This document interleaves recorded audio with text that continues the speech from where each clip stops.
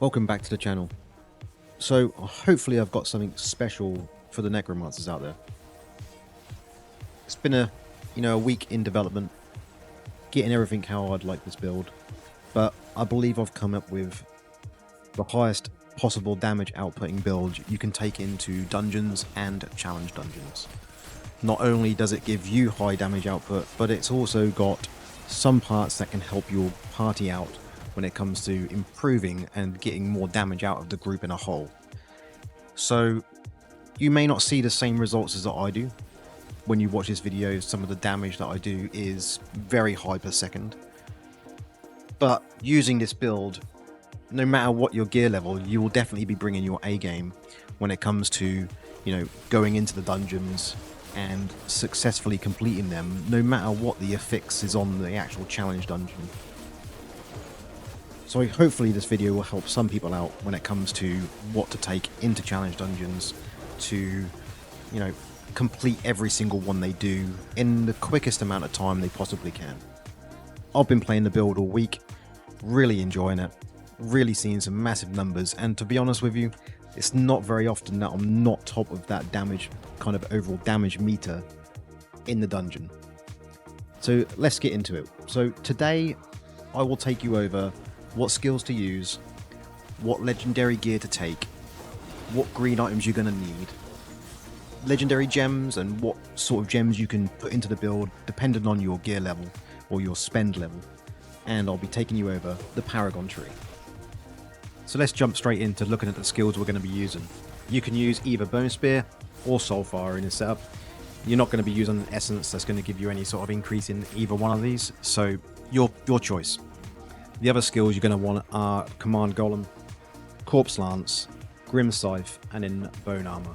Now, as we go on to the essences and we look through those, you will see that this setup is great for dealing massive amounts of damage, just like it is in our overworld build that we use for farming.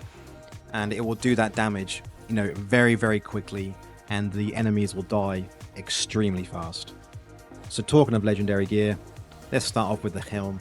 You're going to be using Studied Menace. Now this Studied Menace is going to be adding a decay to your Corpse Lance that will last 3 seconds.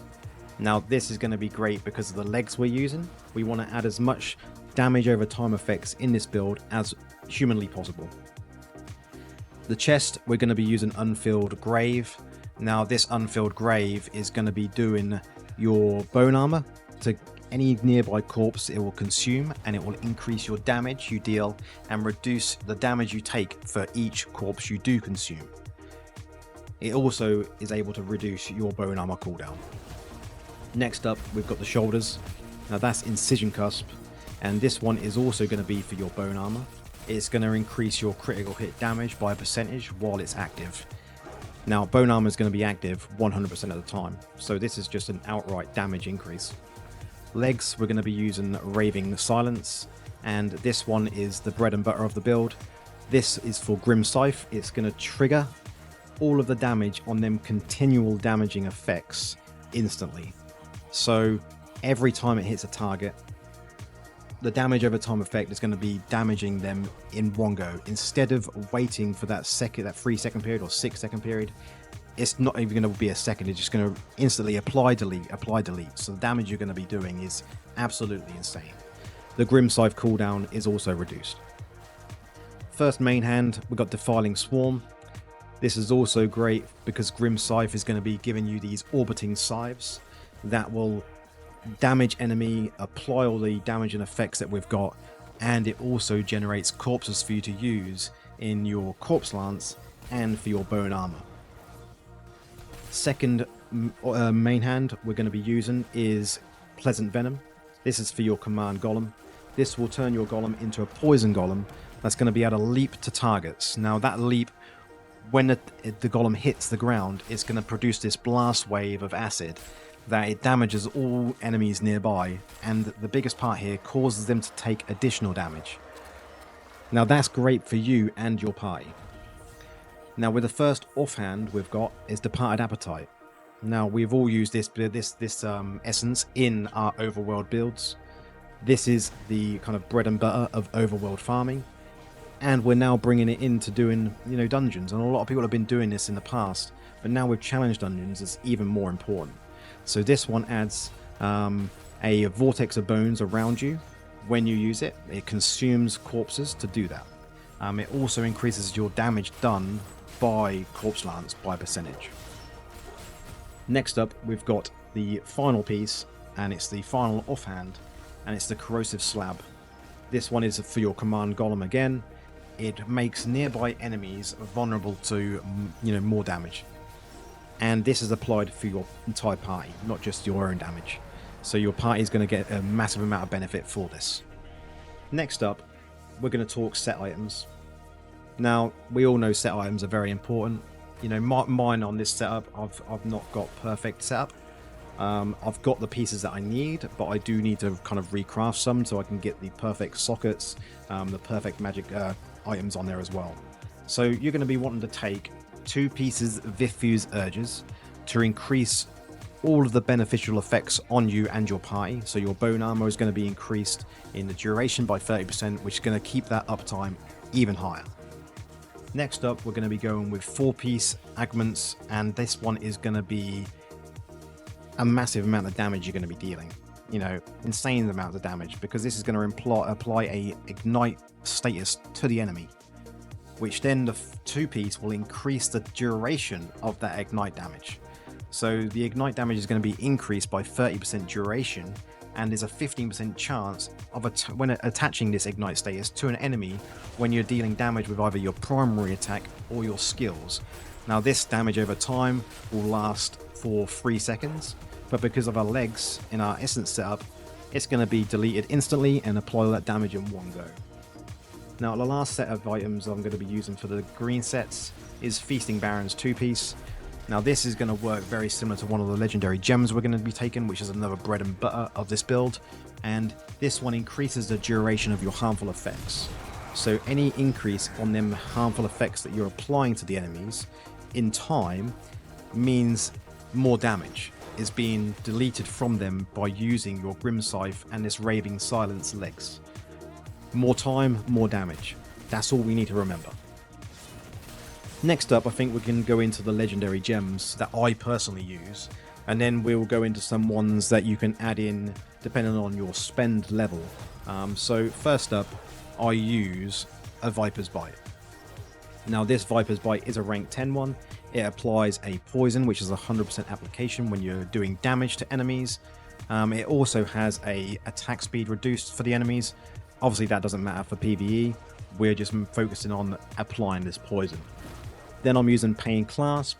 Now that is going to increase the damage dealt by 24%, in my case with a rank 10 gem, to enemies that are suffering from a continual damaging effect. And it also increases my movement speed if any enemy that's near me has got that effect on them. Next up, I'm going with Mornskull. Relatively new gem. It's going to summon a Spirit of the Lich King, which is going to drain the souls of nearby enemies, and it's going to grant you a buff called Royal Dominion for 6 seconds. Now this increases your damage if your gem's at rank 10 to 18%. Now if this drain that the Lich King does hits at least 3 enemies, you're going to get a buff that's going to be 36% increase in all damage you deal. So it doubles the effect if more than 3 enemies were hit. Absolutely great for, you know, this sort of build. You know, increase in raw damage is perfect. It also on here says that while your Raw Dominion is active, your attacks also unleash 2 vile spirits at nearby enemies every second that explode on contact. So even more effects for you doing more damage with this build. Next gem we're going to be using is Mother's Lament. Now this one gives you a chance when you deal damage, a 20% chance to increase your critical hit chance by a percentage for 6 seconds. Now I'm at rank 10, so this increases my critical hit chance by 32% for 6 seconds. And when that buff ends, it has a chance to send out a spike, a blood spike, that goes towards the enemies. It deals some damage, but then it also causes them to have a bleed on them, which obviously with the legs is going to be wiped out straight away when it comes to your Grim Scythe. Next up, I'm using Bottled Hope, and that is going to be increasing my movement speed and damage dealt by a percentage every time I apply a buff to myself. So every time I use Bone Armor, it's got a 20-second cooldown. So every 20 seconds I can reapply and I get the Bottled Hope buff, which is great for my damage output and my movement speed throughout the dungeon. Next up, Roiling Consequences. And this one here is going to be increasing our critical hit chance by 24%. Whenever we do damage, we go into this roiling rage for 6 seconds, which is going to increase it by that amount. And then it also creates these fiery explosions that burn nearby enemies. And any enemy that's burned, you're also going to get an increase in your crit hit chance by, in my case, up to 6%. Now, this can't happen more often than once every 20 seconds, but this is going to be up most of the time. Next up, we're using Blood-Soaked Jade. Now, most people will use this, even if it's at rank 1, simply because it's great for the movement speed. I'm using it as a rank 6, and this is going to increase my damage dealt by 17% while I'm at maximum life, but it does reduce down while I'm at low life, down to 8.5%, and it's going to increase my movement speed by 10%. And last but not least, in my gem setup, I'm using the Misery Elixir. This is just like Barons. It's going to increase the duration of your damaging or harmful effects, it states here, so you're continually damaging effects by 24%.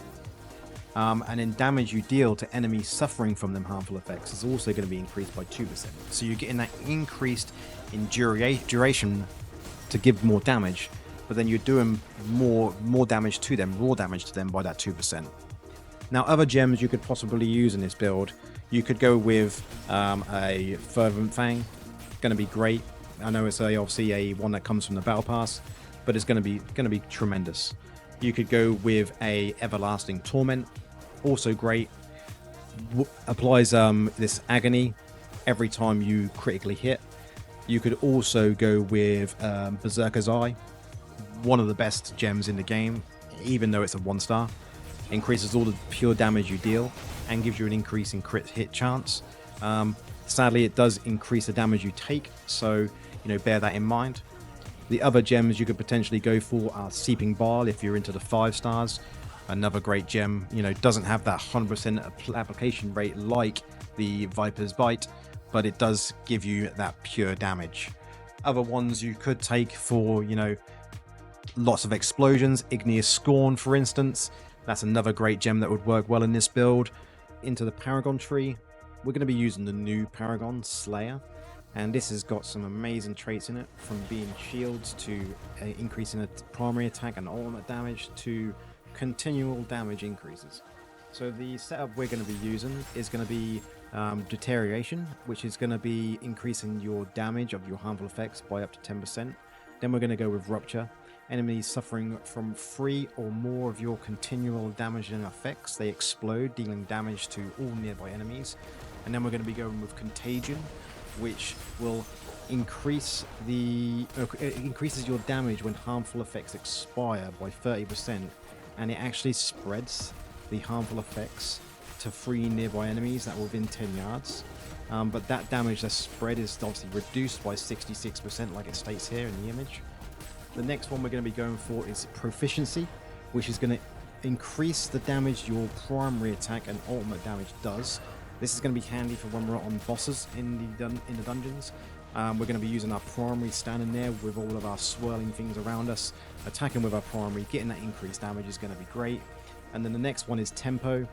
Damaging enemies with your primary attack increases your primary attack speed by 1% for 3 seconds, stacking up to 10%. Also great for doing boss damage. Now, the legendary skill we're going to be using for this setup is Death's Release. This one's amazing. When you're continually damaging harmful effects expire, they explode, dealing 30% of their total damage to all nearby enemies. This cannot occur more than once every 10 seconds. Great for this build, so many continually damaging effects that we've got. This is going to be going every 10 seconds for mega amounts of damage. Curse properties on our gear. I'm using Atrophied, which is a 6-piece set, so when I deal continually damaging effects to enemies, it will place a dark field under them, dealing more damage to them for the 6 seconds. Additionally, movement speed of these enemies in this field is reduced by 60%.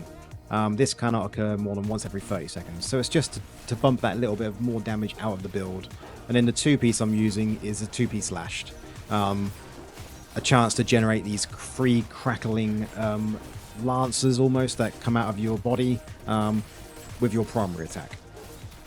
Now that is everything that I'm going to go over with the build, so if there is any questions relating to the build itself or any other sort of setup we could try with this build to make it even better, I'm happy to listen to. Please do feel free to share them in the comments. Hopefully this has helped someone out to increase their damage in their dungeons and their challenge dungeons. I'm having a blast doing adaptive challenge dungeons in either solo randoms or in actual party play. It's absolutely amazing. I think one of the best things they've added to the game in a long time. It actually gives us a reason to just farm them dungeons to get these green sets, which are, now we only need to do 5 dungeons to get a guaranteed green set. And I think the overall kind of response from the community has been with these challenge dungeons that they're absolutely great. There is a few fixes that you have to watch out for, but I think overall, even with this build, you're going to have a blast going into them. So that's me signing off. Hopefully, if you've enjoyed this video, you will like and subscribe to the channel. I will be doing more Necromancer builds. I tried to cover all the different sorts of Necromancer builds that we can, as you'll see from my channel already. And going forward, hopefully I will be able to do this more. Now I'm getting the hang of YouTube. I'm still relatively new to YouTube. I'm enjoying the process of going through and making these videos for the community. And the response I've had so far has been great. Now you will notice with this video, I'm actually doing the voiceover myself for the first time. It's been strange doing that. I'm not used to doing this and talking for a video. The videos in my few past ones have always been using an AI voiceover. And the funny thing is, doing the AI voiceover, no one's actually picked up that my account is LaurethUK, and the voiceover was American. So yeah, hopefully going forward I'll be doing more of my own voiceovers, and you'll get used to hearing my voice, I'll get used to hearing my voice, and maybe, who knows, in the future I may even start to do some live streams. But signing off again, and see you in the next one.